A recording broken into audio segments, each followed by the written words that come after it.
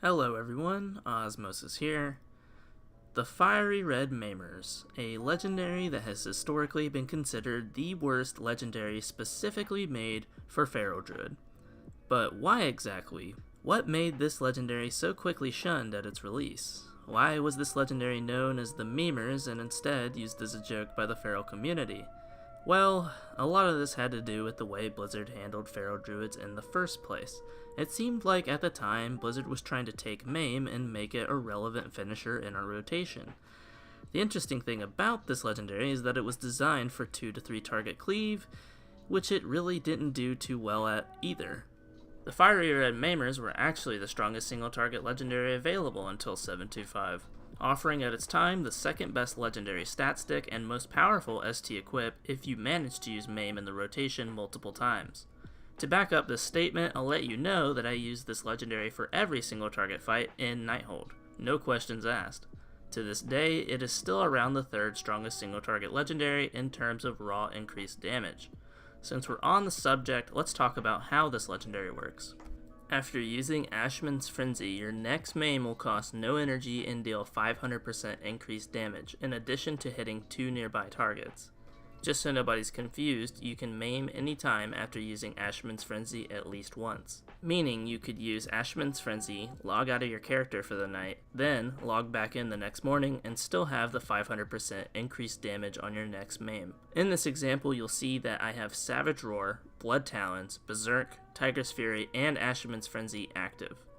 My next Maim critically strikes for 4.4 million damage on one target alone. Had I hit 2 additional targets, it could have done much more than that. Theoretically, this makes the Fiery Red Maimers the strongest 3-man burst cleaving tool that we have available. However, on sustained cleave, the Fiery Red Maimers are pretty underwhelming. The added AoE stun is also very situational. To make matters worse, the AoE hitbox can be very buggy and unreliable, even when targets are clumped. I'll wrap up the Maimers with explaining that Feral has received some minor damage increases to Ferocious Bite, and I'm currently able to land criticals for anywhere around 2.2 to 2.4 million damage on hit. Maimers were actually really strong at their release, but has become much less valuable, especially with 725. If you have Maimers but are not using them because you think they're bad or find it too troublesome to use, then don't use them.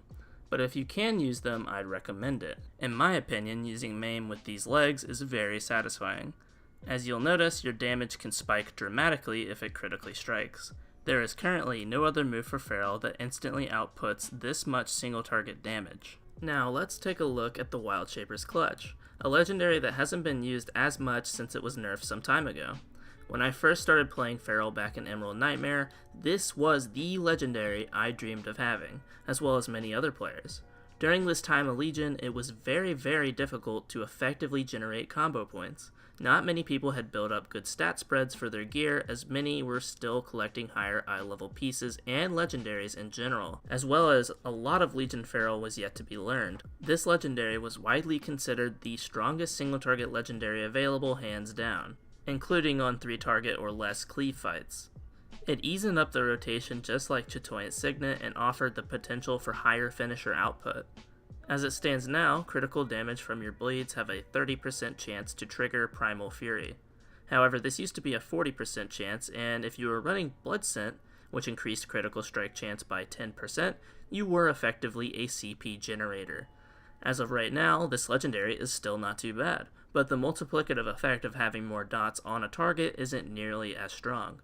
If Rake and Rip both crit at the same time, it would give you an 80% chance for the ticks to generate a combo point, whereas now, if Rake and Rip both crit, you will only get a 60% chance, making it less reliable as well as less effective.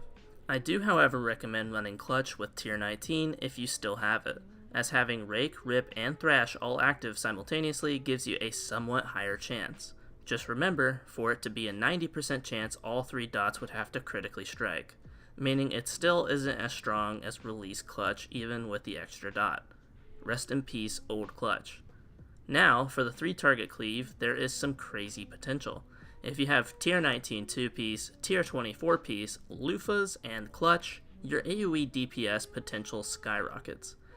In my example, I am only running Clutch and Ailuro Pouncers as well as tier 19 4-piece. Occasionally you can go from 0 combo points to 5 combo points in less than 2 seconds. This is definitely a fun legendary to play around with. I will admit there are certainly times when this legendary can outperform the higher valued legendaries, and if you're good at optimizing the Wildshaper's Clutch RNG, it can easily become a must-have in your build. Just remember, being a CP generator is very fun, but only fun when your CP generates reliably. The Chatoyant Signet is one of the 3 legendary rings available to Feral Druids. It increases your energy by 100 and energy regeneration by 5%. It is probably the most satisfying legendary for Feral, as well as being a ton of fun to use. Single target or AoE, having doubled your energy pool means easier management. This ring is sometimes considered the noob legendary for those who can't pull energy effectively, but that's not really true at all. In fact, this prevents you from capping your energy upon activating Tiger's Fury, and allows you to deal with mechanics and raids without losing DPS. If anything, this ring is used more in high level content than anywhere else in the game.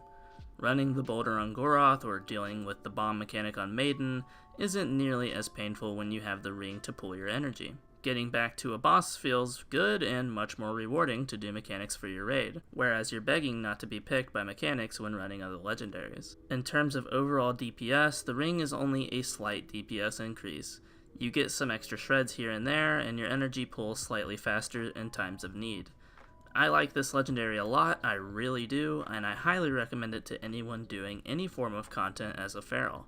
An example of a more advanced use of the ring would be AoE fights like Harjatan and Mistress Sazine, in tandem with your Predator talent.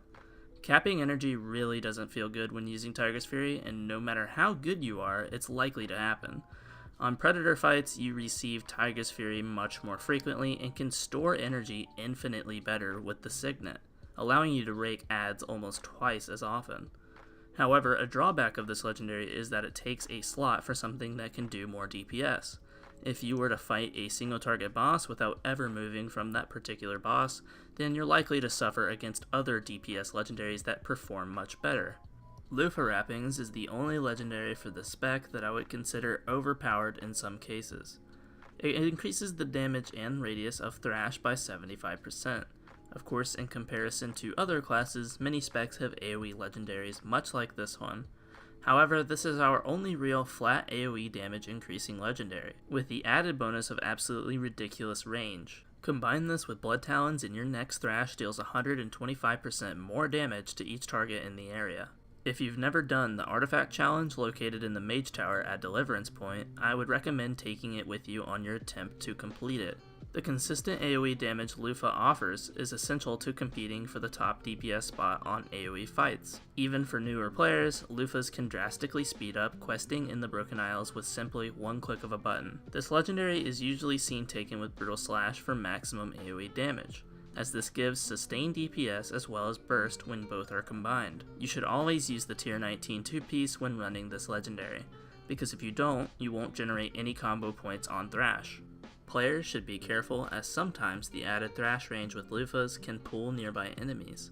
This is especially an issue in Mythic Plus dungeons, as Luffas can pull enemies through walls, ceilings, and even floors.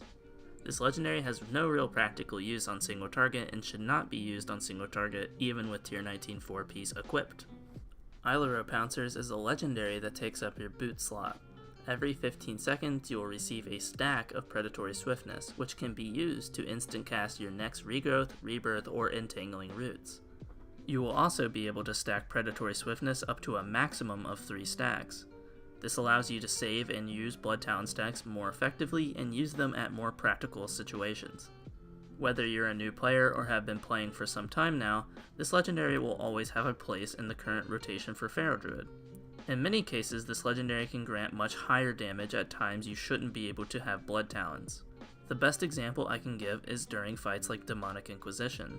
In this case, you can have a Blood Talon buffed Rake and Rip on both bosses much more frequently. In my case, this legendary seems to be pulling more DPS currently than any of my other legendaries. Most of this has to do when I choose to use my Blood Talon stacks, casting them on Shred during buffs such as Tiger's Fury, Berserk, and Ashman's Frenzy when I normally couldn't. Some cool things that this legendary can do is start boss fights with a guaranteed swiftness stack. I will explain a technique you can use to guarantee yourself a stack at the start of a boss pool. Firstly, you pre-buff with regrowth like normal and proceed to remove and then re-equip the Pouncers. After 15 seconds you will receive a swiftness proc.